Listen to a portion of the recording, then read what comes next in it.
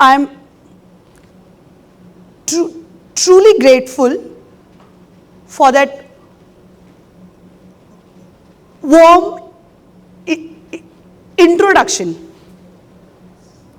I'm sure you all must be thinking, what is this stammering girl doing on this stage today? This was Payal, 35 years back, in a small town in Bihar, now Jharkhand, called Dhanbad, when an unfortunate incident befell her and her family. The purpose of my talk today is to share with you all my transformative journey as an individual and as a professional realtor. One fine afternoon of 30th of December 1989, a thriving businessman in his late 20s suddenly met an accident and was completely paralyzed. He was bound to a wheelchair. He though survived with two lovely daughters. One was 2 years old and the other was just 10 months old, and a resilient wife. I am the elder daughter of that same person, late Mr. Hiralal Datta. That emotional and tragic incident had a very traumatic impact on me as a child, and it left me as a stammering girl. In my early school days, there were numerous rejections that came my way. I was never given a chance to stand on the stage to participate in any skit or a drama at a school level. Definitely, how can I? Then, when I was in my 5th grade, I finally triumphed an English extempore competition all on myself. That day I realized and I witnessed a new Payal, who was actually confident subconsciously, but was always overpowered by her conscious mind that boosted my confidence. And from that day, I never stammered, nor did I look back. Though our childhood was very struggling, I grew up seeing my mother juggling with meeting those daily needs on a regular basis, raising 2 daughters and a bedridden husband. My father's presence was there with us. Though he was not economically sound because he could not continue his business, but he was always morally there to support us. Individuality has no gender. Let me tell you all this. And my family is a living example of it. Way back in those years of 1990s, we broke that stereotype mentality that a family is always led by a male figure. In our condition, it was my mom, a very resilient mother, the iron pillar of my family. One thing that I understood was she got that resilience from her disciplined life and an honest life. And that kept on inspiring me from a very early stage. My journey started from then. I always wanted to have an identity of myself, right from those mid-school times. My mom's mantra, my mother's mantra actually became the mantra of my life.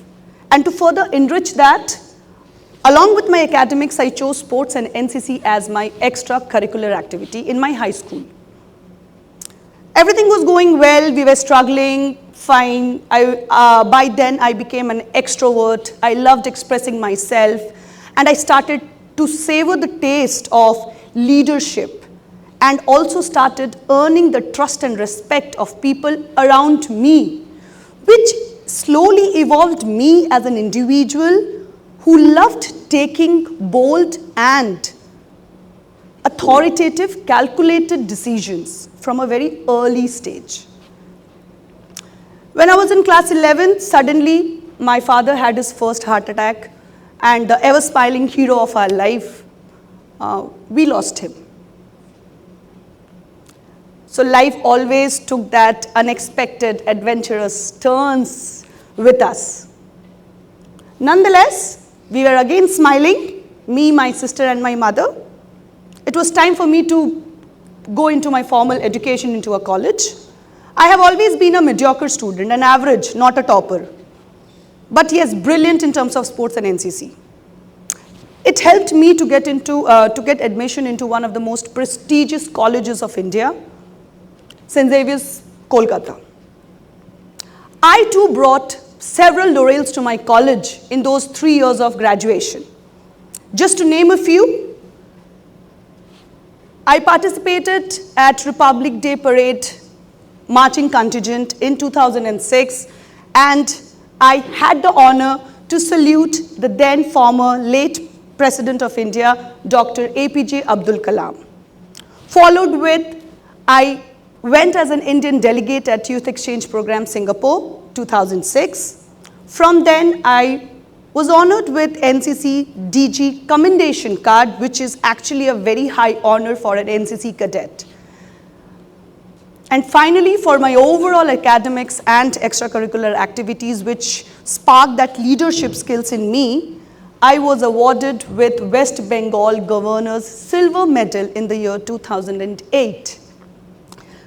By now, I realized, yes, this is what is Payal. I was creating an identity for myself in the society. My early 20s of my college days, I was very excited to see the surge of infrastructural development and the changing skyline of my city, which was Kolkata. Those towering skyscrapers actually fascinated me a lot. And it was time for me to take up and decide my career. See, landing up into a government job was very easy for me, be it Indian Army, be it railways, be it banking, because I always had that NCC quota. But that was not something that I wanted. I wanted to have an identity for myself. So rather choosing a comfortable and convenient job, what actually inspired me, and with definitely the unwavering support of my mother, I decided to forge an identity for myself into one of the most dynamic industries of the world. Let me ask you all a quick small question. What comes after food and clothing as a basic necessity? Yes, you got it right. It's a home, a shelter for yourself. I became a part of an industry which actually provides shelter to all of us. But definitely, real estate always has its own challenges. I, being a female figure, every day was a shift and challenge in its own terms. Challenge in terms of proving yourself, challenge in terms of managing your work life. I got married also, I had 2 kids, working on the weekends. All these challenges were there, but Payal always loved challenges. This is how my journey into real estate started, from a small single telecaller. From there, I started interacting with clients, stakeholders, multiple vendors, and I realized, yes, this is what I actually wanted. People love listening to me. People were actually taking my suggestions and it was very, it gave me an immense pleasure when I see a client happy and satisfied, when finally they had a decision on choosing any property, a right property. In the last 1.5 decades, the real estate industry gradually also was witnessing the transformation. With the advent of newer construction technologies, digitalization, product improvement and enhancement with introduction of different technological improvements, and finally the introduction of RERA, the industry actually became regularized. We all were happy. I, being a realtor myself, a women realtor, I was really happy to see this change. But there was one thing which was actually disturbing since my first year into this industry, and that was actually bothering me as a realtor, and I'm sure it bothers others also who belong to my fraternity. My next quick question will be, if I'm sick, if you are sick, whom will you approach? Yes, it's a doctor. If I have any legal issues and any legal problems, I'll approach a lawyer who has a proper bar council license. If you have any financial accounting difficulty, you will approach a chartered accountant. Now, when you all have to choose a property for yourself, when you decide to buy an asset for yourself, a real estate asset for yourself, what would be your first step? From where will you start? You'll go onto the internet, start your research, definitely the first and the easiest way.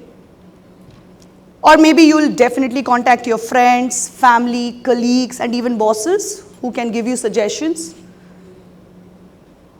Only a handful of people or consumers have told us till now that they would actually approach a professional matchmaker who will assist them in this entire transaction process. We are never the first choice, whereas we should be the first choice because of our immense knowledge, because of the comparative analysis metrics that we know. We are never the first choice. Though the industry transformed, but this remained unchanged. And what? The negative perspective towards the brokers or a realtor by an end user or a consumer, this didn't change. This remained the same. I don't blame the consumers for it. We all are equally involved in this ecosystem. There are different stakeholders into the real estate ecosystem, and all of us are equally to be blamed, and we all should take up the responsibility of bringing that transformational change in this perspective. Yes, this has a solution, a very simple, unified solution. I'm not here to only give a problem. I'm here to talk about a solution. Somehow we need to foster the trust and the confidence of our consumers, not at a local level, but at a national level. I want to just propose a simple proposition. It will sound actually very simple. How about a broker certification process like those which are there under IRDA for an insurance broker or for a stock broker? How about launching a proper broker certification process where they'll be scrutinized? We all will be scrutinized for our overall knowledge in terms of geography, product insight, the macroeconomics and the financial metrics involved in the real estate, and overall the understanding of the government policies. Again, not at a state level, at a national level. Such certifications are actually mandatory in other major countries. Then why not India? It's high time that we have to realize that such certifications becomes very important, and it will provide the authenticity of we who will be practicing real estate brokerage as a profession.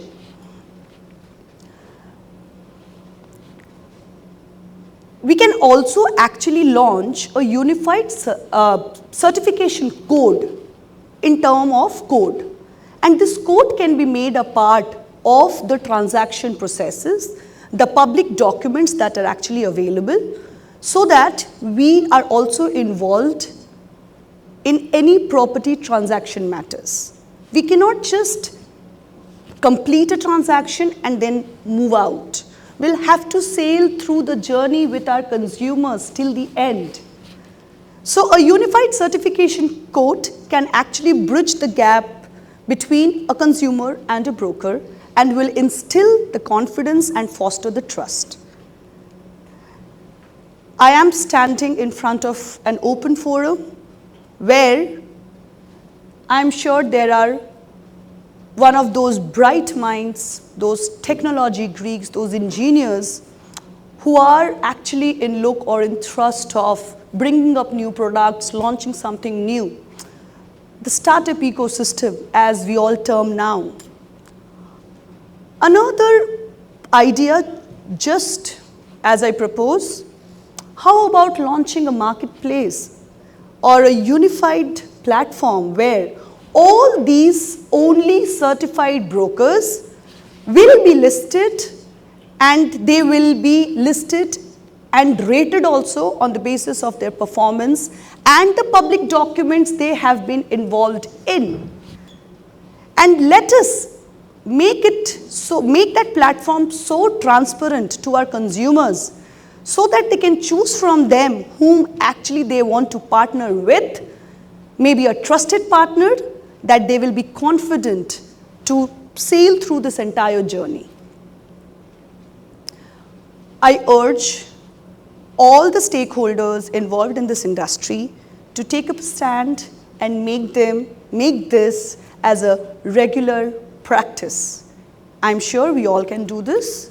India is heading to a trillion economy by 2030, so I'm sure we all can bring this change. Thank you so much for giving me this opportunity to share with you all my idea for a problem and definitely my story.